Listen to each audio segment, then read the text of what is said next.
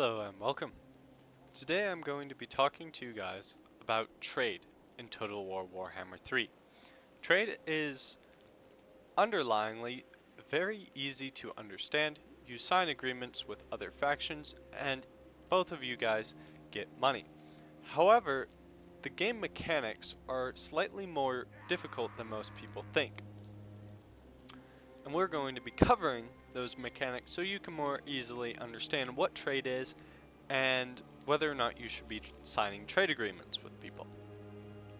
So I'm going to open up my treasury tab for a second and show you how much gold I'm getting right now. So this turn, it's turn 10, and I'm getting 179 gold from trade. I start with a trade agreement with some dwarves, I think. Yep. Start with the trade agreement with Karak Norn, which is pretty helpful. And as you can see, I signed a couple more agreements with them, but that's not the point of this video. The point of this video is to show you guys trade agreements. So, we have a couple trade agreements that we can go for. One of them is Stirland, and the other is Averland. To get a trade agreement with Averland, I do just have to sign a non-aggression pact with them. That's all fine. And then Reichland, same thing, I can just sign a non-aggression pact with them, and they'll do it. These guys won't accept a trade agreement right now. But three people that I can get trade agreements with this turn, we're going to be showing you which one you should do. Now, first things first, there is a limit to how much goods you can export. What does that mean? Well, if we look on the campaign map, I own 3 places that have the ability to produce trade goods. One is Dottrenbach, which is producing iron for me. Right now I'm upgrading it to tier 2, which means right now I'm only producing 20 ingots, but when I get it to tier 2, it'll produce 30. Now, a lot of people skip over that fact and just be like, oh great, maybe it's just making me more money for every trade agreement. No. It's letting you make more trade agreements. There's a certain amount of materials that you can export to another faction. So if I was exporting all of my iron to Reichland, I cannot export any iron to Averland. Same with the marble that I have. And right now, I'm colonizing Crystal Valley, so I don't exactly have the tusks yet. But when I do have those tusks, I will get the 20 ivory. So let's go back into diplomacy. Now with this in our minds, we need to figure out, okay, who should we sign a trade agreement with? When you click on a trade agreement, it'll show you your offers and their demands, or your offers and your demands, sorry. So you can see, if you hover over the little gold icon, what you will be exporting in terms of money, and what your predicted income will be next turn.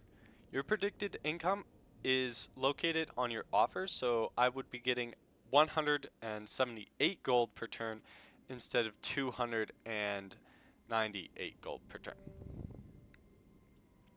So I would be importing wine, which lets you do certain things in the campaign, and then exporting 60 gold worth of marble per turn, 60 gold worth of iron per turn, and whenever you sign a trade agreement, you tax it in the form of tariffs, which is about another 60 gold per turn. So that'll give me 178. It's important though to look at what other people will give me. For example, Marius Leitdorf from Averland will give me 299 gold per turn, because for him, marble and iron are more valuable. So he's giving me double the price, which means I probably want to sign a trade agreement with him. I'd also give him a non-aggression pact, which is pretty good for me because I don't need him to be coming at me, and it'd probably be good to make him an ally before he dies from Vlad. My third option is Reichland.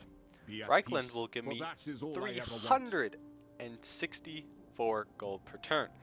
This is because, well, they're giving me even more money for the marble and iron, and then my tariffs are also up. Well, why? Well, it's probably because they don't have any tradable resources. If we looked at the other guys, he could give wine, and the other guy could give, what was it, Sterling, I think? Come then.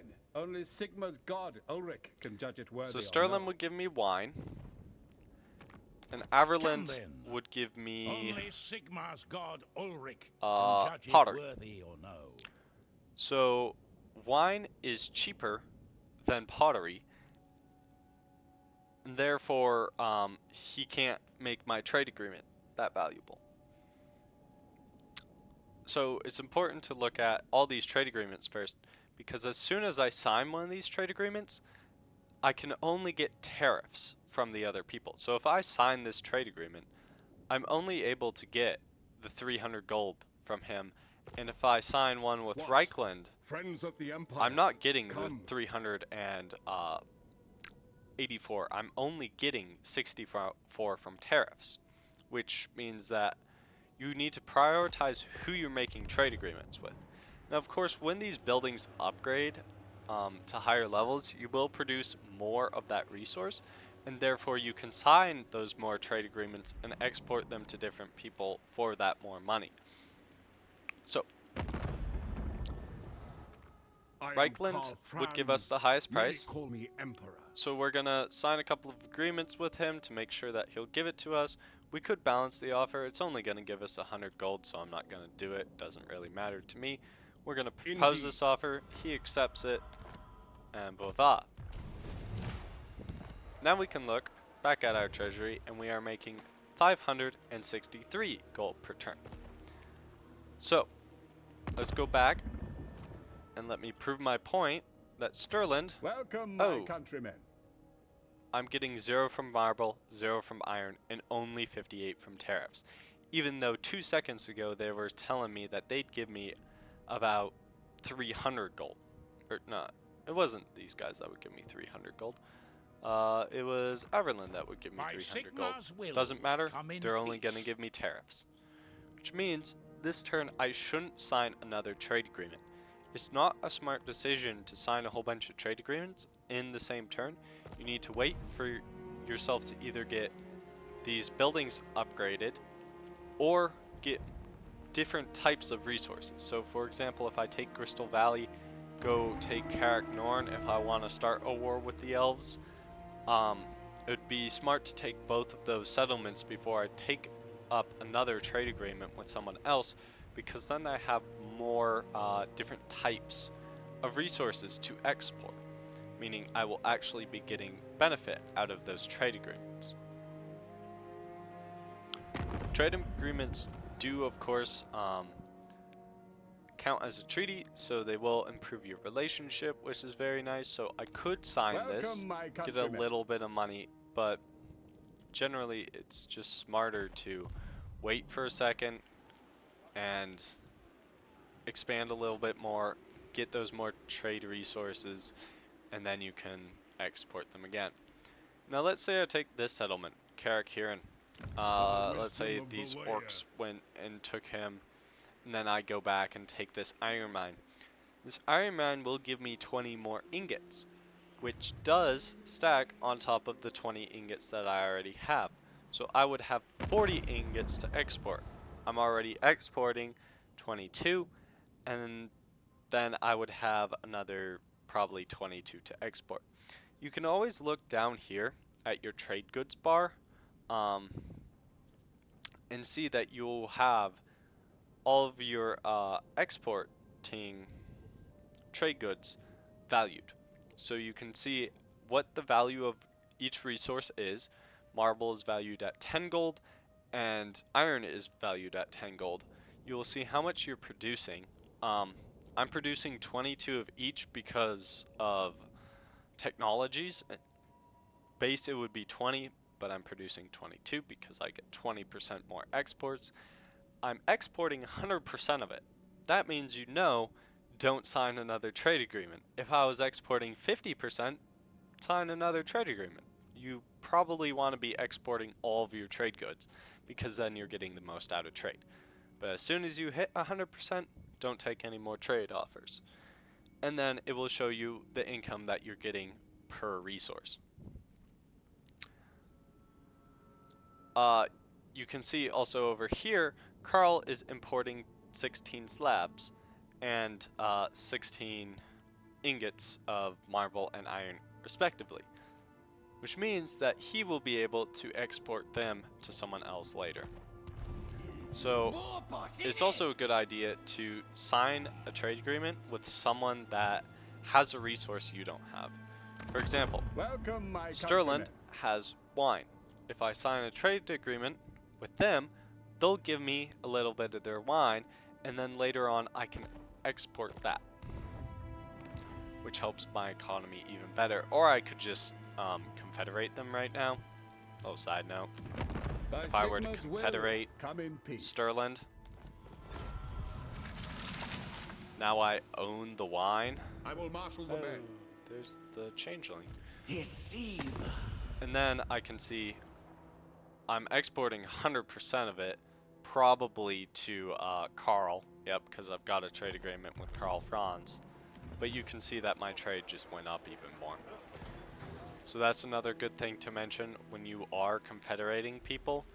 Make sure that they have trade resources, because that will boost your trade agreements that you already have. cools. That's it for this video. Nice, quick, simple, easy thing. Just trying to make sure that you guys know you need to upgrade these buildings to get more resources before you can sell them to other people. For example, if I were to try to sign trade agreement Do with the not border greet me as a princes, friend, I'm only nor are getting we it from foes tariffs. yet. I'm only getting gold from tariffs. I'm not getting gold from any of the resources that I have, because I'm not producing enough marble or iron or wine to export it. Also, last side note, they also produce marble, which means I can't export it to them. So if I'm only producing marble and they also produce marble, I'm only going to get tariffs.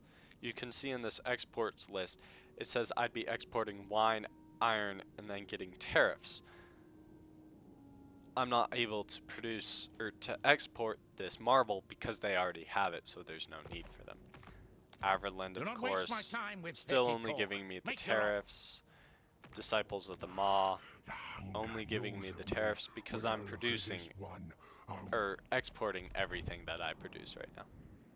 So you need to wait, get more resources to get more trade agreements, and then you can sell those resources off to people. How trade works is your capitals have to be connected by either neutral or allied land. So Reichland is right next to me. This is my capital in Nullen, and his capital is Altdorf. So you can draw a line from Nullen to Grunberg, and then Grunberg to Altdorf, and that makes the trade agreement acceptable.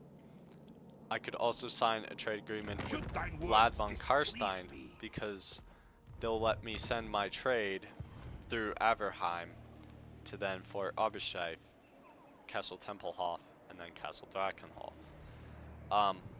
I could make a trade agreement with them, except they're orcs. Some factions, like the orcs and Demons of Chaos, excluding Slaanesh, won't sign trade agreements with anyone. Trade isn't an option for them. Instead, getting these tradable resources will give them faction buffs, like more armor for special units. I know that Fur for the Warriors of Chaos will give Marauders plus 10 armor faction-wide. So they take trade resources to deck out their units rather than trade with factions. So that's it for this video. I hope to see you guys later. I hope you all are having a great day.